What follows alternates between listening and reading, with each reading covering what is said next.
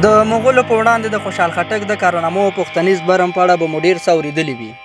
خو ښایي له دې به ډېر خلک نه وي خبره چې د خوشحال د قلم او تورې سرخندنه یوازې تر خوشحاله نه وه ورټوله. د هغه لښکر هم له نومیالیو شاعرانو او مبارزو شخصیتونو ډک و چې له هغه سره یې په کېدونکې مبارزه کې فعاله ونډه اخیستې وه. له دې ډلې یو یې اخند موسی بټي کوټی دی، پټه خزانه چې په پښتو ادب کې یو روښانه نوم لري چې په موندلو سره یې له 50 د زیاتو لیکوالانو او شاعرانو ژوندلیکونه تر موږ رسېدلي. پکې راغلي چې د اخند موسی بټي کوټي ژوند د 1150 هجري قمري کال را په دې خوا اټکل شوی دی. د 11مې پیړۍ د دې ستر عالم او عارف سید اخند موسی بټي کوټي په اړه ګڼ شمېر روایت موجود دي. لیکوال او د پوهنتون استاد پوهان فضل ولي ناګار چې په اخند موسی بټي کوټي ډېری لیکنې کړي او د هغه پر ژوند، مبارزه او شاعرۍ څېړنه ترسره کړې، وایي چې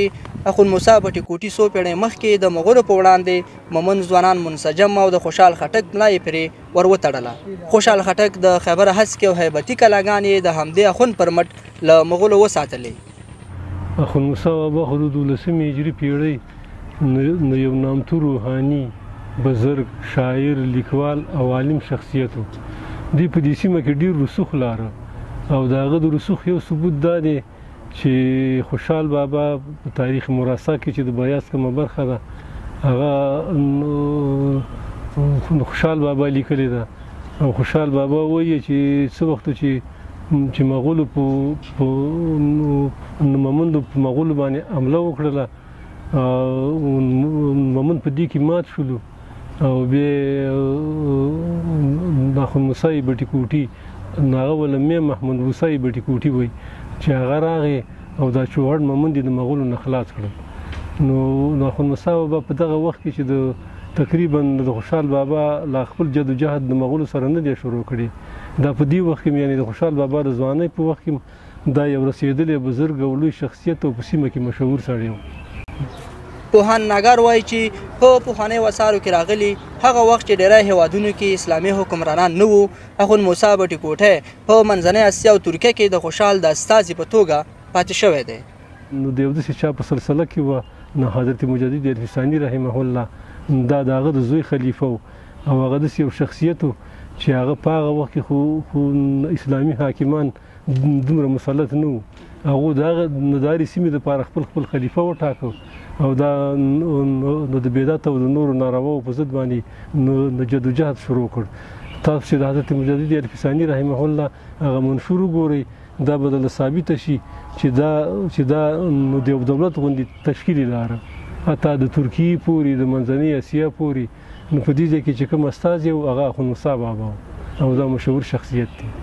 د سیاست ترڅنګ د دې عالم شخصیت او شاعر د شعر ځینې بیلګې په پټه خزانه کې هم راغلي چې د شعر یو کوچنی بیلګه په دې ډول ده: ما د خپل بخت ازمایله دی پوهېږم، که قدم په ځمکه کېږدمه خویږم، د هجران په لمبو هسې سوی تن یم، د هجران په لمبو هسې سوی تن یم، لکه پنډ په دوکان کې باسي ویرېږم.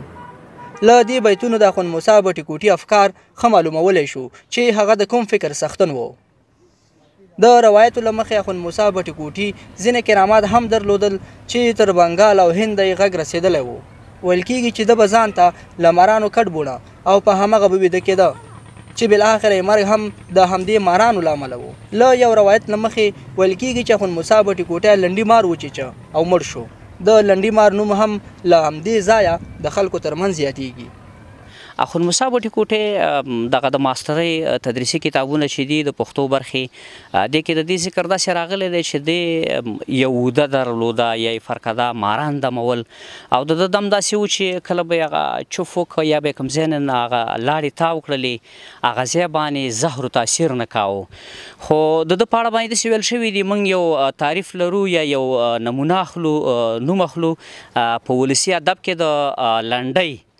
هغه لنډۍ چې د خپله د مار نوم دی، لنډۍ ورته وایي، څوک ورته ګوسڼه وایي، څوک ورته لټکه وایي. د دغه لټکې مار چې دی دا ډېر زیات تیز دی د چې کله چاته ټک ورکړي هغه د زړه کمپکشن یې ودرېږي انسان ترې مري بېهوښه کېږي نو دغه لټکه چې خپله کومه ده دا لنډۍ چې ده دې خپله د اخون موسی بټي کوټې چې دی هم خپله همدې وژلی دی همدې ټک ورکړی دی د ده دغه دا و کرامات دا و ده به وایي د ماران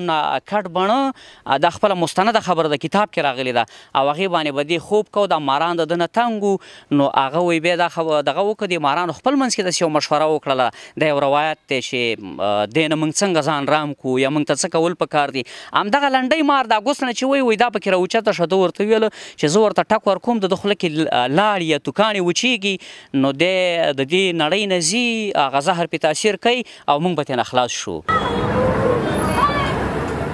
اخون موسی بټي کوټی چې د ننګرهار ولایت بټي کوټ ولسوالۍ کې د ولسوالۍ د ودانۍ ترڅنګ له خپلو دریو میرمنو چې په سی بي بیانو یادیږي دفن دی پلار یې اخون محمود نومیږي چې د بټي کوټ د چاردهي او غازي آباد ترمنځ په یوه هدیره کې قبر موندل شوی د اخون موسی د پلار په اړه ویل کېږي چې اخون محمود هغه وخت بټي کوټ ته راغلی کله چې سلطان ابراهیم لودي او بابر په هند کې واک ته ورسېدل دوی د هغه وخت د حکمرانانو له بد چلنده مجبور شول تر څو دلته راشي او میشت شي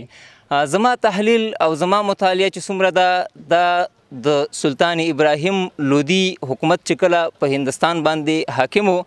نو په دغه وخت کې چې کله همایون واک ته رسیږي او همایون بابر واک ته رسیږي او د بابر نه وروسته همایون په دغه زمانه کې پښتانه ځپل کېږي او بیا پښتانه یووالي ته نه پرېښودل کېږي نو د امو د سند د سیند نه پښتانه راوړي ځپل کېږي تیتو پرک کېږي دا دلته یو قوم مشته کېږي په غازي آباد کې چې اوس هم هنکي یادېږي دغه د هنکو رهبر یا دغه هنکو پیر چې کوم یو هغه ویل کېږي چې په خپله همدغه اخون محمود دی د دې خبرې د ثبوت دپاره د دغه هنکي قوم سره یوه پالکۍ یوه زانګو شتون لري چې هغوی وایي چې د هندوستان نه پکې خپل پیر په شا یا په اوږه باندې راوړی دی چې دا خبره موږ ته زه په خپله هم هنکي یم د نیکونو نه راته پاتې ده چې دغه خپل پیر چې دی دا د هندوستان نه په دغه پالکۍ کې راوړی او چې دا پالکۍ موږ تر اوسه پورې هم لرو د خپله ځانه سره د هغه خلکو رهبر په صفت باندې د دوی سره د هغه مات شوو پښتنو په سر کې چې د سند د سیند نه دې غاړه د بابر او همایون د ظلم او ستم نه راکوچېدلي وو نو دا د هغو یو سرلاری دی زما په نظر باندې د خپل بیان د حوالې دپاره ویلی شم د کابل سلطنت بیان جنرال فلسټن لیکلی په 18مه پیړۍ کې هغه وایي چې هنکي او پراچه قوم دې سره یو ځای د سند د سیند نه دې غاړه راپورې وتل پخوا چې په بټي کوټ کې نسبي امن و د سیمې له خلکو ور اخوا د میرانو او پاچایانو په نوم قومونه چې اخون موسی بټي کوټی خپل قوم ته منسوبوي او ځانونه یې لمسیان یادوي وایي چې اخون موسی بټي کوټی د 400 کلونو اوږد تاریخ لري زما نوم سید اسمت الله باچا دی د بټي کوټ د ولسوالۍ د لوړتۍ د کریا مربوط دا 400 کلن تاریخ لري په دې بټي کوټ کې او یا د 400 کالو نه هم د دې تاریخ زیات دی او چې دا موږ یو نو هم د دې په نوسیانو کې راځو پلرونه نیکونه غور نیکونه دا زموږ په ټول په دغه نوسیانو کې راځي او په همدې موقعیت کې اوسیږو او همدلته ژوند دی زموږ د اخون موسی صاحب د تاریخ نه را په دې خوا د سر نه چې دی دلته راغلی دی نو موږ دلته یو بیا د دې سره 3 زنانه وي چې هغه سی بي بیانې نومیږي هغه په دې منطقې کې دي او په همدغې کوټې کې دفنې دي د بټي کوټ د ځایي خلکو په وینا چې دلته به د هر کال وروستۍ چهارشنبه میرمنې راټولېدې نذرانې به یې ورکولې له دې زیارته به یې خاورې او مالګې له ځان سره کورونو ته وړلې څو پرې خپل ځان له آفتونو په امان کړي په بټي کوټ کې دلته میله جوړېدله د کال په اخر ورځ کې چې موږ به ورته چهارشنبه ویله هغه وخت کې موږ ماشومان خو دلته به د سیال لپاره راتللو ځکه دلته داسې یو میله وه چې غونډې ښځې د نورو ولسوالیو نه عام خلک راتلل دلته به د ښځو دپاره پیزارونه بنګړي والان دا غونډ راتلل دلته به میله کوله دا چې اخوندصاحب بټي کوټي زیارت د بټي کوټ زیارت دی او واقعا یو پرمختللی زیارت و ځکه زیاتې میلې پکې کېدلې خو له دې ځای نه به خلکو مالګه او خاوره هم له ځان سره مالګه په دې خاطر وړله دعا به یې کوله الله ته او چې ځان سره به وړو چې تر څو له دې نه استفاده وکړي او کوم تکلیف ولري هغه ښه شي خاوره په دې خاطر وړله چې په کور کې د چا مار لړم یا نور چې مضر شیان وي د هغې دپاره به یې وړله چې تر څو دا له دې ځایه ورک شي د روایتونو پر اساس د اخون موسی لمړینې پیړۍ تیریږي خو د هیواد د ځینو نورو نوموتو شخصیتونو په څیر نه په اړه کومه نمانځ غونډه جوړه شوې او نه تر اوسه نوو نسلونو ته د پیژندګلوۍ په اړه کوم کوچنی کار شوی دی عام باور دا دی که د سیمې په کچه د نوموتو شخصیتونو په اړه یاد غونډې او سیمینارونه جوړ نشي ورو ورو به د خلکو له ذهنه ورک او راتلونکي نسلونه به یې له کړنو او کارنامو نه خبره پاتې شي. اسد جبار خیل، هیله ټلویزیون، د ننګرهار بټي کوټ ولسوالي.